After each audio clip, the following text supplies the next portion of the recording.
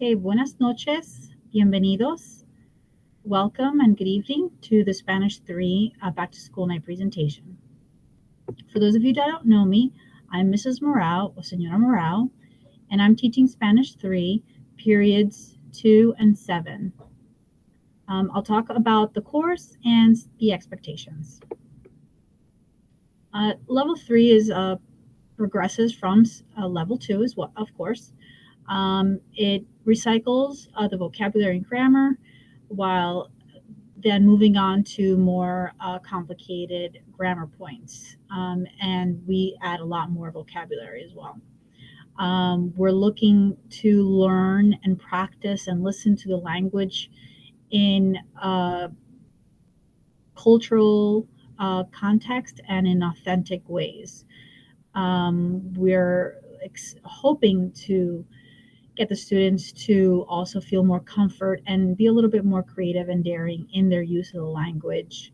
And by daring, I mean, take some chances, feel comfortable making mistakes, going for it. And then we work on how to improve that. And that's what I'm emphasizing this year, to just really try and not worry so much about it if it's correct. And that's what I'm there for, to help them fine tune or remember those little things.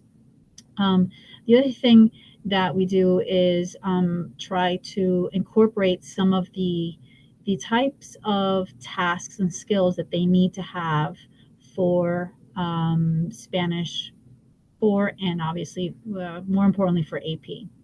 Okay, those are the skills that won't get developed in 1 year. So you start need to introduce them a little bit. We do follow the Avancemos 3 textbook, which is online as well.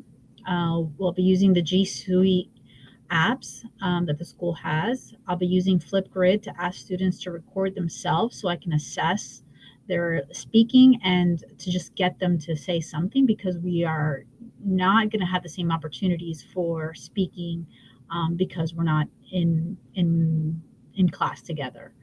Edpuzzle I'll mostly be using it for listening comprehension and kind of just like a little check to see if they understood a grammar point. Bublingua is a fantastic account that we have, which is videos made by teachers in Spain. And they do go to different Spanish-speaking countries, and we get to see what the places are like while we're practicing and listening to the types of vocabulary and grammar. And so I use that a lot, again, for comprehension. Quizlet, Kahoot, and other vocabulary practice sites obviously kind of make it a little bit fun sometimes. And then any other authentic or materials that I come up with or find, okay, as well. Again, because of the remote situation, normally I use percentages, but this time I'll be using total points. So this is more or less the breakdown that I would be using for points. For the simple, easy tasks, maybe daily quick tasks, you do it, you get the full points. You don't get the points.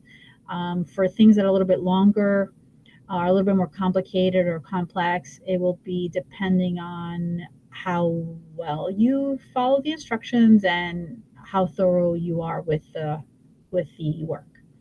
Okay. Tests and quizzes, I might this first marking period not use as much, but I'll then have projects which will equal the same amount of points. We'll see how that goes, and how to assess students. I might be using, Flipgrid for speaking assessment and things like that. So even though we're in a remote situation, participation is still important. I have already had students, kind of give me basic answers in Spanish one by one. I had them Friday and maybe going into tomorrow, Monday. Tell me a little bit about themselves and going one by one. So pretty much most assignments that I give, I want the students to share in Spanish as much as they can about that.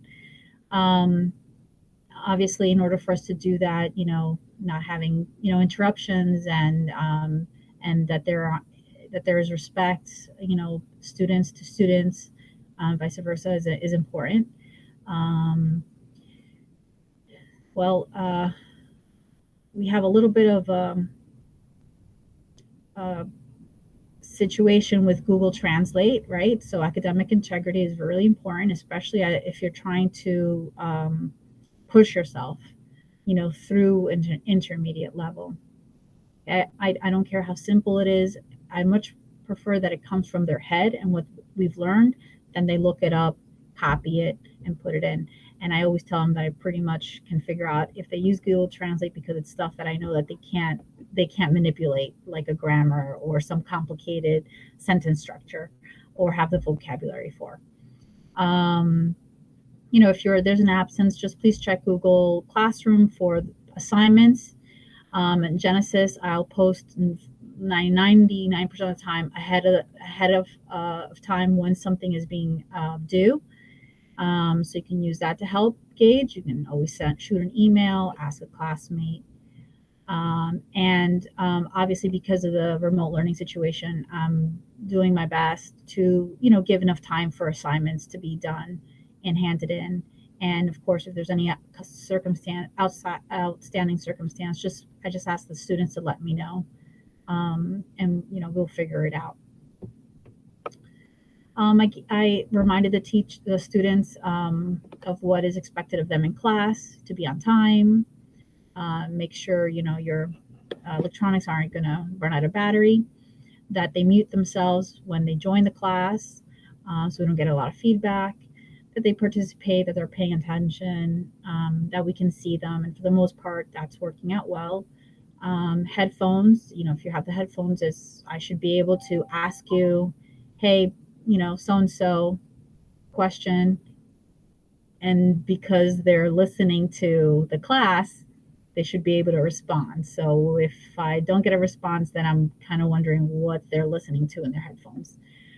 So please just, check on the kids. And again, that we do have a chat feature on the Google Meet, and that's for class conversation. And, I really don't anticipate there being behavior issues, but it's always good to remind the students of what's expected of them. In the mornings between 7:30 and 9:30, we're available online. There's plenty of things that we're busy doing, and I'll answer an email at night or in the morning. And if you want to have a phone conversation, if the students want to have meet, we can do that during those 2 morning. And of course, ultimately, I'm flexible as well. So please feel free to email me with any questions or concerns. My email is there. It's Mourao A. And sorry not to meet you all in person. And if you have any questions, again, just reach out. And good luck to you and your families. And I hope you're safe and well. Thank you.